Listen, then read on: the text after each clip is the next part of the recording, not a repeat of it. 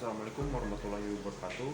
Perkenalkan, nama saya Sultan Dharma. Saya dari kelompok 3 dan saya akan menjelaskan mengenai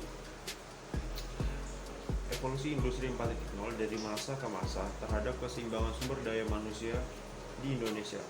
Contohnya kasus yang akan saya ambil yaitu peralihan penggunaan mesin demi efisiensi produksi.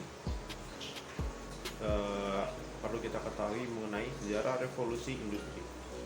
Pada awalnya revolusi industri 4.0 sudah dicetuskan pada tahun 2000 sampai 2005 ketika internet mulai berkembang serta memiliki kecepatan yang tinggi. Namun saat sistem internet mulai merambah semua produk, pelayanan masyarakat, adanya penyimpanan cloud atau penyimpanan online, hingga big data pada tahun 2010 ke atas.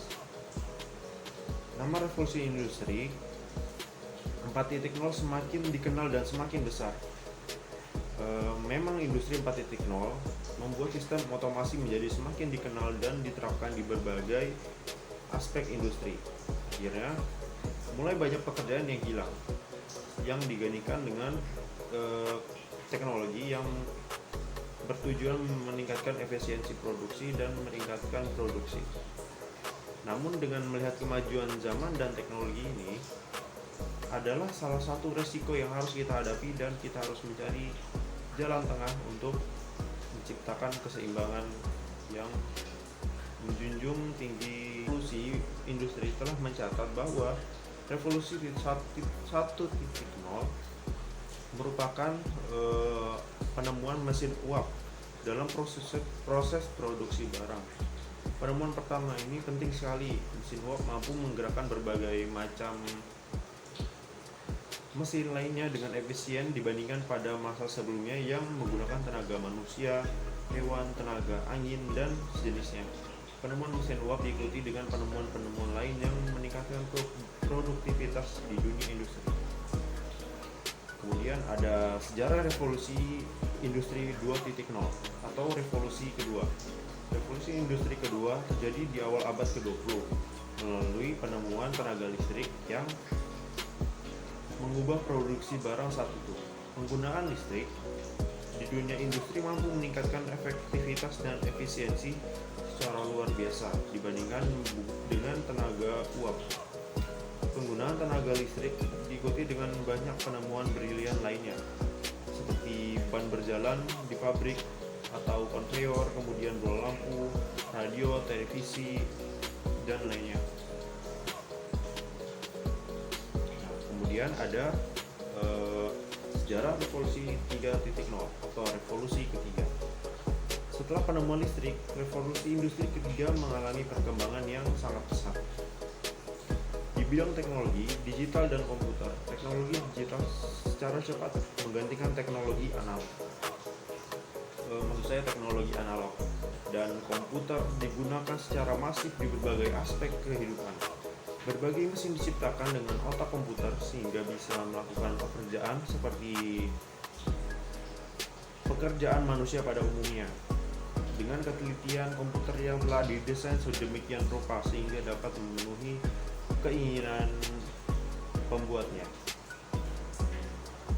Kemudian kita sampai pada sejarah revolusi 4.0 atau revolusi keempat. Kini kita telah berada di revolusi industri 4.0 yang ditandai dengan perkembangan luar biasa di bidang teknologi internet, komputer, dan digitalisasi, dan terus berkembang menjadi lebih hebat karena tersambung ke sebuah jaringan besar yang saling terhubung yang bernama internet. Istilah yang sangat terkenal menandai revolusi 4.0 yaitu Internet of Things. Penggunaan telepon pintar yang terhubung ke internet dan menjadi peralatan yang sehari-hari digunakan masyarakat pun menjadi pemicu untuk menghasilkan inovasi-inovasi dan pemenuhan kebutuhan saat ini. Kecerdasan buatan atau artificial intelligence sudah cukup dikenal, mulai dari komputer yang telah dibuat sedemikian rupa sehingga dapat belajar dan berkembang melalui pemrograman yang juga berkembang sangat pesat. Banyak lapangan pekerjaan yang menjadi permasalahan saat ini, yaitu tersingkirnya lapangan pekerjaan sehingga tingkat pengangguran yang semakin meningkat karena telah tergantinya pekerjaan mereka dengan kecerdasan buatan yang saat ini sedang berkembang.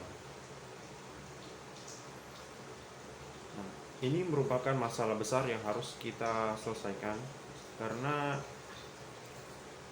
semakin lama manusia akan semakin dimanjakan dengan semua teknologi ini. Dampak dari revolusi 4.0 ini yaitu proses perubahan dari penggunaan tenaga manusia dengan mesin. Akibatnya pekerjaan manusia akan tergusur dan sudah digantikan dengan banyak perusahaan yang menerapkan revolusi 4.0 yaitu efisiensi menggunakan robot. Oleh sebab itu manusia semakin sempit untuk melakukan produksi yang memungkinkan, sehingga kinerja begitu efektif sehingga manusia menjadi tidak digunakan karena para pengusaha mengedepankan cost reduce atau penekanan biaya. Dengan menggunakan robot, perusahaan akan memperkecil cost reduce atau pengeluaran output terhadap pembayaran, sehingga perusahaan hanya cukup membayar untuk membuat robot untuk menjalankan produksi, namun tidak dibutuhkan lagi manusia yang begitu banyak. Semua proses produksi telah berjalan sedemikian rupa, maka perusahaan tidak memerlukan pekerja yang begitu banyak. Mereka justru akan memangkas karyawan tersebut agar bisa mengembangkan perusahaan mereka untuk menerapkan sistemasi robot secara menyeluruh. Terima kasih. Sekian dari saya, Sultan Dharma, menjelaskan tentang pengaruh perkembangan teknologi industri 4.0 terhadap sumber daya manusia. Sekian, terima kasih. Assalamualaikum warahmatullahi wabarakatuh.